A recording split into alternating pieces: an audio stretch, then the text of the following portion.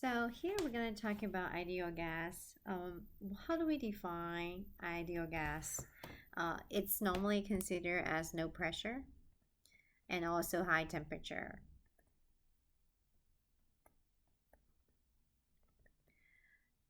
Okay, so why? Because in the ideal gas situation, those gas molecules and they are roaming by themselves. They don't bump into each other. So in order to create that scenario, you have to be higher temperature, right? And also low pressure, so they are not compressed together. So that's ideal gas. And so we learned in chemistry ideal gas equation. We learned it says PV equal to nRT, right? And P here is our pressure. And here I'm going to look at the units. And the pressure, if it's in SI units, we'll have Pascal. And the volume, we're using meter cube. And so for the left-hand equation,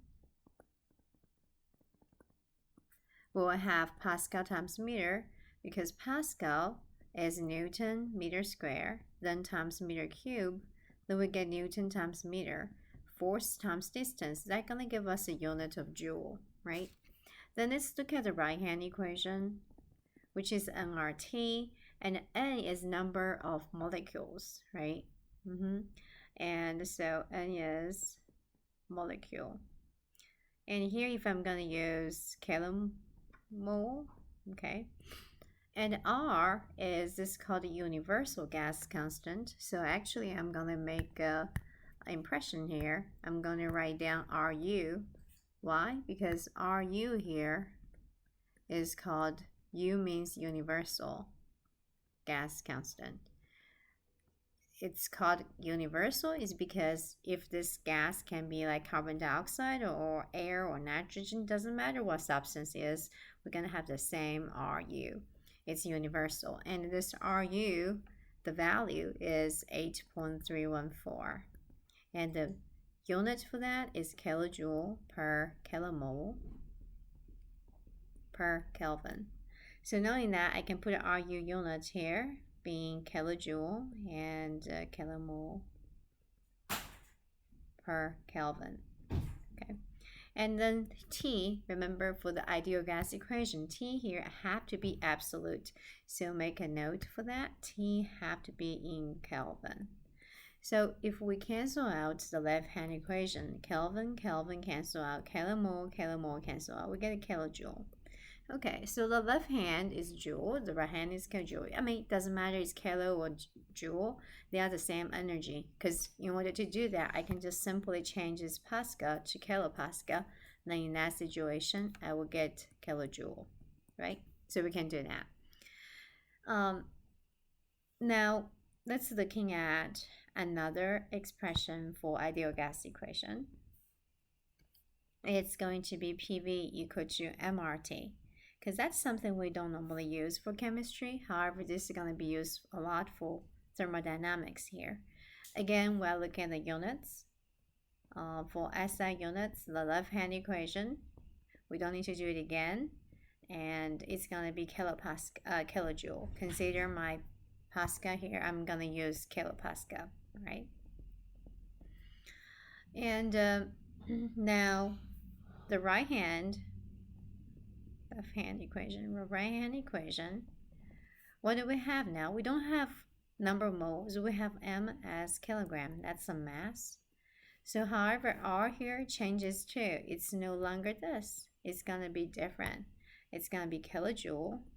Here, change to kilogram per Kelvin. That's our R.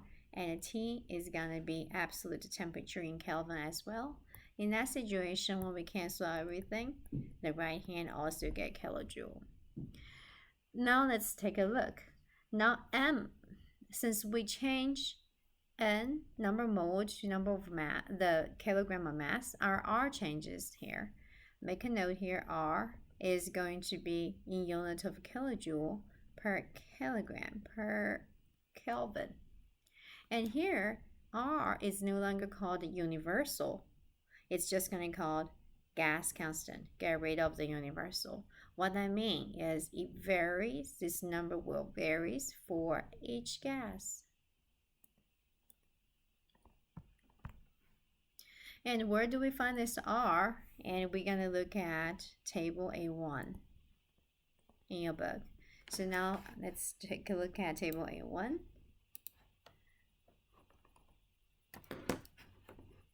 So table of contents, table A1, it's molar mass, gas constant. That's what we're looking for, right? So for example, air, they give us molar mass, you know, how many kilogram per kilomole or how many gram per mole, it's the same. And they also give us this gas constant, kilojoule per kilogram Kelvin. So for example, air is 0.287, and you look at different other substances down here, they have totally different value. Unlike the universal gas constant, they all equal to 8.314. But now I want you to thinking about if you know the universal gas constant, can you figure out the R gas constant for each one of them? Now let's look at the relationship of RU and R. Again, let's write down the unit difference.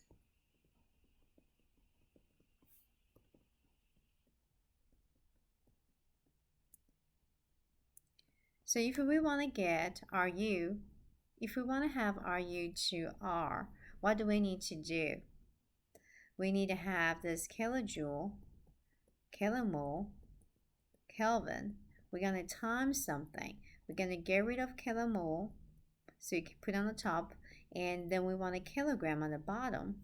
Then we have our desirable unit for Kelvin. So what that is this is our RU, this is our R. In order to get there, we need a times kilomole per kilogram. Now, does that look familiar? We learned about molar mass, which is also in table A1. That means 1 kilomole have how many kilogram? So what here is basically reciprocal of your molar mass. Then you get your relationship between R and RU. Yeah, in other words, for example, if I know my molar mass of nitrogen, use nitrogen as an example for ideal gas. What's M? M means molar mass. For nitrogen is 28, right? You can also find that in the A1. Let's go down the list, see if we can find a nitrogen. It's alphabetical. Nitrogen here, 28, right? 0.013. So if we use that, then that's our molar mass. If I want to find R for nitrogen, the gas constant, I'm going to use this universal gas constant, 8.314, then divided by 28. And pause to calculate to see what we got. 8.314 divided by 28. That's going to give me answer as 0.2969. And that's going to be have a unit of kilojoule per kilogram per Kelvin. And you can go ahead and look at the table to verify it.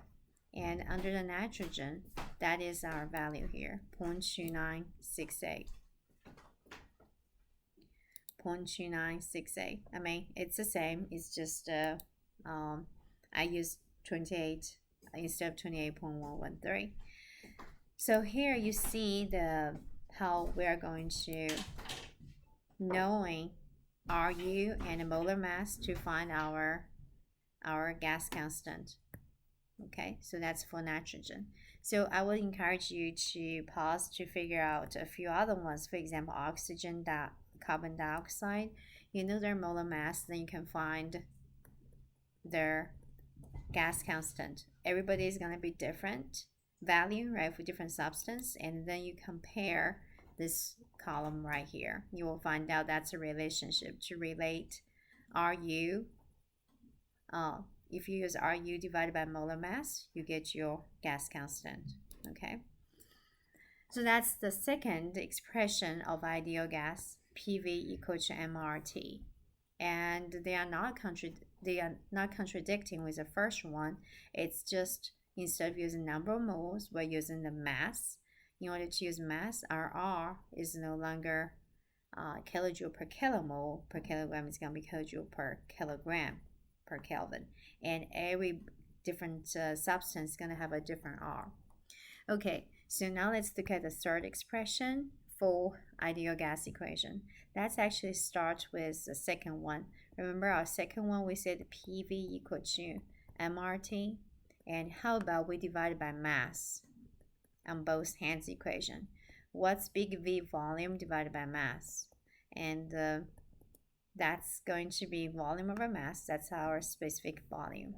So that's our small letter. Specific volume. P small v equal to RT. So essentially it's the same as the second one. Instead of we find out volume and mass, we just use specific volume. And here R, it's the same. It's a gas constant.